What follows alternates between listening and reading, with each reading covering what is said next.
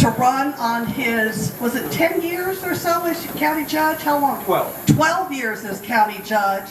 He made so many wonderful changes where we were in great shape fiscally and conservatively. And I knew he would take those principles and that way of running business per se to help us rein in our Congress and help be a voice for us during this tough Congress we've had for the last few years. He also served in the military, was retired as a lieutenant colonel for 25 years. I know you've been all over the world, many stations all over the world, many places. That also gives an expertise, contacts that many that don't have that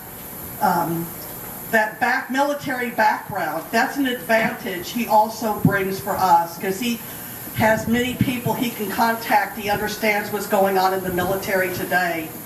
And we're just grateful for that also. So thank you, Keith, for serving us at the county and now for serving us in the Congress with a heavy load, too. I've got to say, it's not easy up there. That's why it's called the snake pit, and I hate to say that, but it is. But we're glad you're there. So I want to welcome Congressman Keith Self and Tracy, his lovely wife.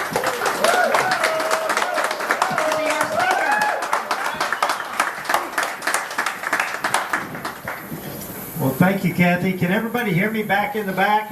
All right. Very good. This is Tom's second run at this. And Tom, we're going to get you across the finish line only one way, by going beyond this room. We've got to have a lot of people beyond this room. The next time we get together, I hope to see new faces because I will be here again because Tom owns this building today. He and Cleo have run this restaurant for 20 years. Is that right? 20 years. 22 years.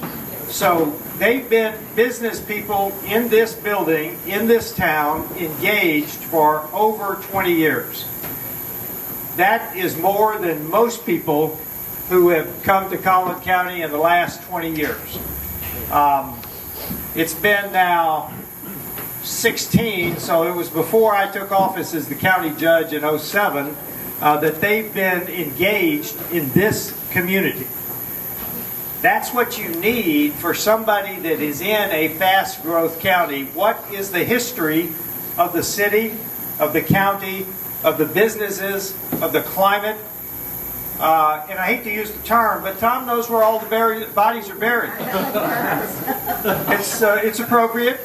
He knows what's happening in this city, and that's exactly what you need because, look, a congressman is basically a local elected official who happens to work in Washington, D.C. So I understand that you must be in touch with your local heartbeat, with what's happening in your community, with what's going on, who's doing what, who is above board, who is not above board. You've got to be involved to that level. Because the city council, right behind the school board, is probably the most important job in the county. Now, the cities all have their own personality. When I was the county judge, it became obvious that the cities have different personalities. Every city has their own personality. And frankly, that's fine. Cities ought to be able to determine their own personality. Tom brings the heart to McKinney that I think will give McKinney the personality that it needs to be the county seat of the second fastest growing county in the state, because one of the things we're going to have to do as we continue to grow is to maintain the conservative principles that we've seen in the past. Because you know where the Democrat areas are. They're the big cities. The big cities are run by Democrats by and large, even across Texas. That's what we want to make sure does not happen to McKinney.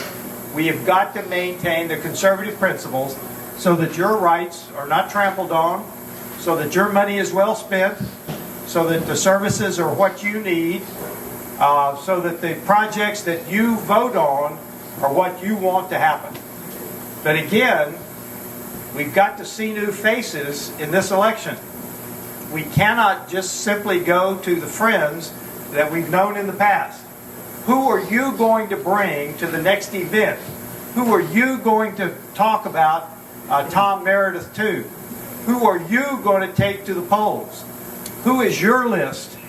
Because this is not just coming to the event to talk to Tom every time he has an event.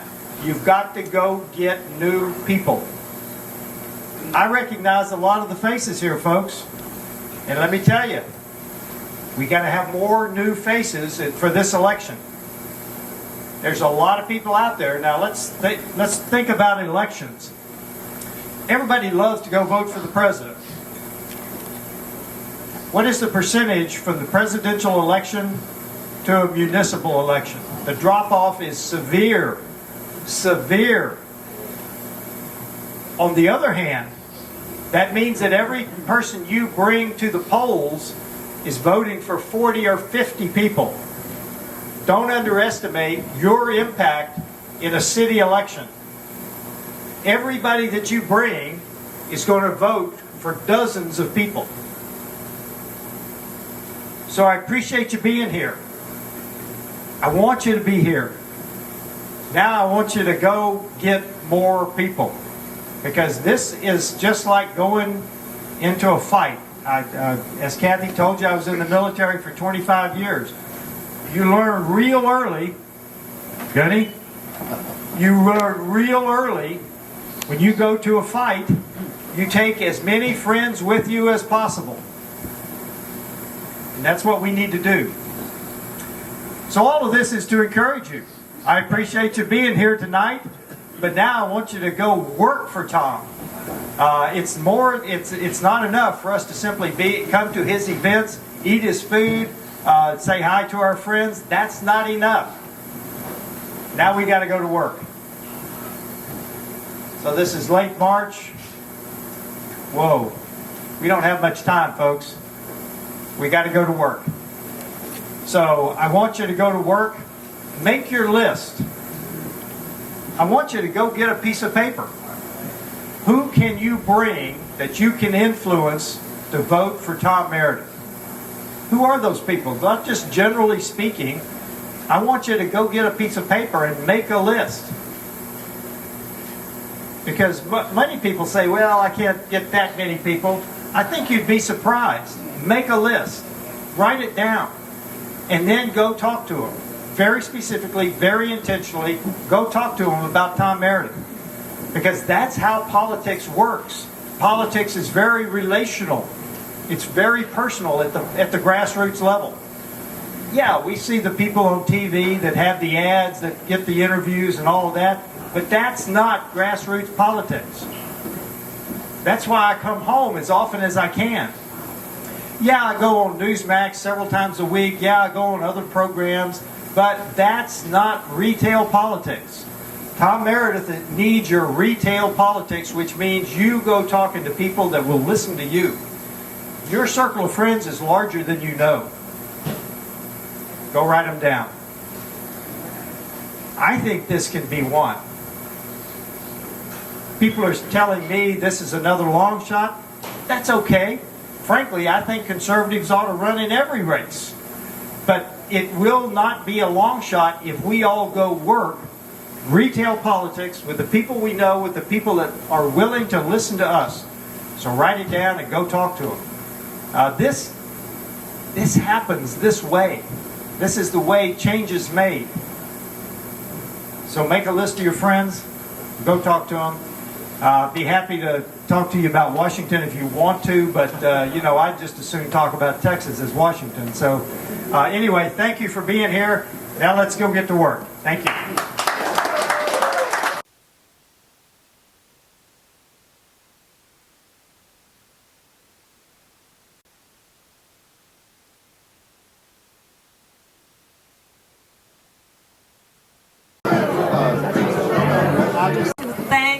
everybody's being here, and my Taiwanese chamber friends, they're here again. Thank you for your support. You guys are the best. And also Amy, her social media Dubai channel, they're here, and they're going to post the video on YouTube. And then thank you very much. And thank you everybody being here. Really appreciate it. You know, looking around the room tonight, when I see many people we've known for many years now, some of you we've known for decades. And I just want to thank you all for being here tonight. I really want to thank our Congressman Keith Self, his wife Tracy, for being here. We've also got Scott Sanford, our former state representative, and his wife Shelley here. And I also want to thank Kathy Morgan for being here and emceeing this tonight. So let's give them all a big round of applause. And I'd like to ask all of you a question. How many of you think your voice is heard in the city of McKinney? Can I should see a show of hands? Yeah. Oh, okay. There we one made a very good point, Tom. His voice is heard but ignored. So that's a main reason I decided to run. Is we've got an election coming up May 6th. We've got 3 open seats on the ballot, and I wasn't planning on running again, quite honestly. But we've been talking to a lot of people for the past year, trying to encourage people to run. But I just could not accept 3 open seats and not one person to challenge that, so at least we can have open dialogue and really have honest conversation. That's my big thing. My wife and I bought this building in 2001. We also bought the pantry restaurant. And I couldn't have pulled that off without, where is Cleo? Cleo, can you stand up? Yeah. She's been with me every step of the way for the last 20 years. And what I've accomplished, we did that all together, 100%. And I'm very proud of her. Again, I wouldn't be here today if it wasn't for her. So early on, after acquiring this property, getting involved in business, it was easy to see early on there was a lot of issues external to the business that were important for us, our community. So I got involved early on. I've been on city boards, committees. We had a downtown property owners group for quite a few years that I was an officer in. But most importantly, where I've got the most things done is with just what I would call ad hoc approaches to things, where I would spend a lot of time getting people together and say, look, I think we really need to do this or do that. And we would generally I'd get a group of people to go to a city council, maybe a meeting or maybe a series of them. Maybe we would meet with the city staff. But we got a lot of things accomplished down here over the years. Not everything I would like to, obviously. But if we were all to take a tour together and walk around this area, I can point to you so many things that we got done over the years. That's where I'm very confident. I know how to work with the city, and I know how to actually get things done and not just talk about what we're going to do. So again, this race coming up in May it's going to be a big challenge. Again, part of it for us as a family being in this race is we plan on living in McKinney the rest of our lives. And we're hoping our daughter, who's in college right now, will move here shortly, but we'll see how that goes. So we're fully invested. We're here for the long term. And like I said, I feel very confident in getting things done here for the entire community. So just to give you an idea of a few things I want to address that is number one is we need to be a business-friendly community. And from being a business owner, commercial property owner all these years, I know exactly how to make that happen and what we need to do. Number two, we are lagging our neighbors like Frisco and Plano as far as commercial tax base goes. And there's a reason for that. It didn't just happen for no reason. And going forward, let me give you an idea of some of the things that I will make happen over the next few years. Is number one, we need to, everything we do, every project we do in the city, whether it be for economic development or just a capital project, infrastructure project, we have to do thorough financial analysis on those projects. What's our return on investment? What's the payback period? And we need to compare projects. It can't be, well, this is Joe's project. No, the numbers have to make sense. And then we have to do things that fit into the long-term perspective of what kind of community we want to live in 10 or 15 years, because everything we do today is going to have effect on what McKinney looks like in 10, 20 years from now. So we have to have that perspective. One more thing we can do to develop better projects is we have several boards in the city that really affect how these projects, which ones are chosen, how they move ahead. A couple of examples are the Economic Development Corporation and the Planning and Zoning Board. This city has an incredible amount of talent. People have done things at the highest level, the corporate level. We need to get the best talent we can on these boards where it's rigorous debate, where we really get to the best projects we can. So those are some examples how we can get that commercial tax base up, because we need it. Everybody in this room has a certain expectancy of what we expect from our police force, our fire, and also just our basic infrastructure in the community. So, and we have to compete with our neighbors in Collin County, like Plano and Frisco, for good employees. So we have to, for the sake of our city, to have what we want it to be the long term, we have to have this economic improvement.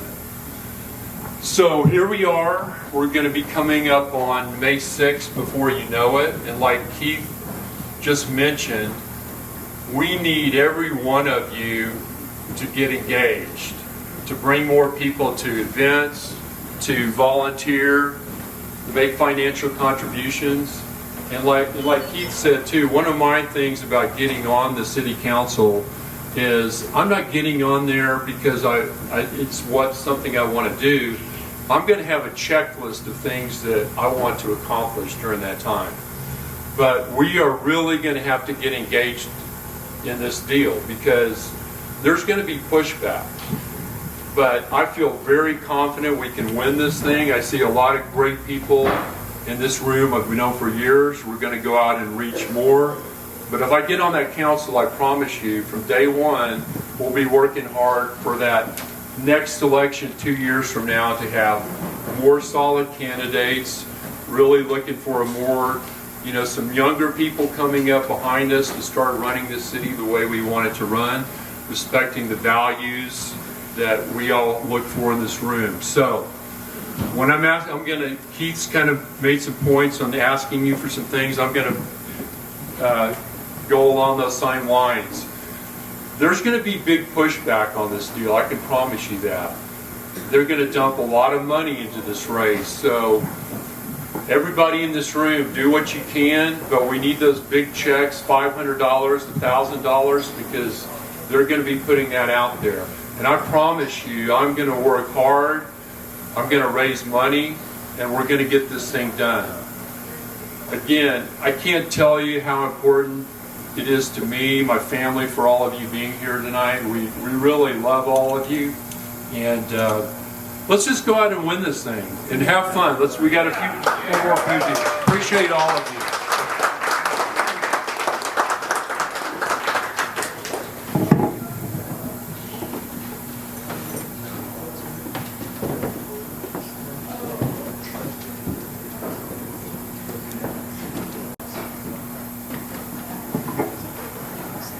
If you all have any questions at all for either, this wasn't on there, but I think if somebody has questions for Tom or for Keith, I'm sure they would be happy to answer them. Are there any? Or you can talk to them privately, whatever you would like to do. But we thank you for coming. I don't see anybody with their hand up. Okay, so, yes. Tom, what do you feel about the airport bond, expanding the McKinney Airport? I mean, somebody's got to pay for it, so the bond is not the issue. The issue is, should we expand the airport? Yeah, I agree, and I appreciate you asking that question, Jim, because that whole situation is one of the main reasons I'm running. And here's the way I look at that project or anything else we were looking to, kind of what I was alluding to before, is number one, the first thing is any time we're looking at making any kind of investment with public funds, from my perspective, I want a very, very rigorous financial analysis, projections, etc. I was in a 6-hour meeting over at City Hall a couple weeks ago. The city manager was there the whole time. We went through several presentations with different department heads. We had the presentation by the airport manager. It's about 30 minutes, and it's the presentation they've been getting everybody with graphics up to this point on why we should have commercial service and do this expansion at the airport. Well, when we got to the end of the presentation, my question was, can we see the financial analysis, projections, etc.? And the city manager jumped in to answer that question and said, well, we've had some numbers crunched by consultants, but we can't make that information public. And I'm like, this is already on the ballot for a $200 million bond, and you're telling me you can't make the case numbers-wise? I think that's ridiculous. So that's part of how you, to me, make the decision on this. Number two is, again, like I mentioned before, not only do you have to pass that bar, right? You also have to have buy-in from the community. Does this make sense? Is there what we want to be in the long term? And again, I would say we should always have a pipeline of projects we're looking at that we evaluate. Hey, what are the numbers on this one versus this one? That's part of the criteria. But number two, does this fit in with where we want to go to as a community? And I would say on this one too, if the bond were to pass with a simple majority, I don't think that's quite enough to do it. You have to get a real strong majority on this side of 75 before you consider doing it. So that's the way I look at any project in the city. Does that answer your question? Yes, sir. Okay, I appreciate the question. See if there's anybody else after. Yeah, anybody else have any questions while because I love doing this part of it, actually, if anybody else has got any questions. Sure. Have you thought about what can happen to the downtown area and the redevelopment blocks that are abandoned by the city to the other side of the Yeah, that's a great question, Tom. I'll repeat what Tom just asked. Yeah, he's asking, to make sure I get this right, Tom, with the new city hall that's being built on the other side of Highway 5, the city owns quite a few properties down here and actually leases some as well.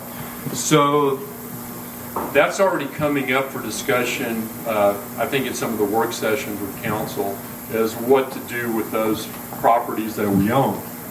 And the conversation at this point is they're talking about, well, we don't necessarily want to sell them outright, because what it's come down to is they are talking as like, hey, we're planning on, hey, why don't we keep the properties and decide, hey, we want to do this or that, a hotel or whatever. But from my experience, I don't want the city running anything. I'd rather them sell the properties. And from our experience down here, and this is what's been kind of hard to communicate, is if we take care of the basic infrastructure down here, businesses will grow, prosper. Everything you see down here is not because of city government. It's because of entrepreneurs that came here starting in the mid-90s, buying empty buildings, renovating them, starting businesses. That's how we have what we have today. So my thing would be probably to just, more than likely, just sell the properties outright if we didn't have a use for them for the city.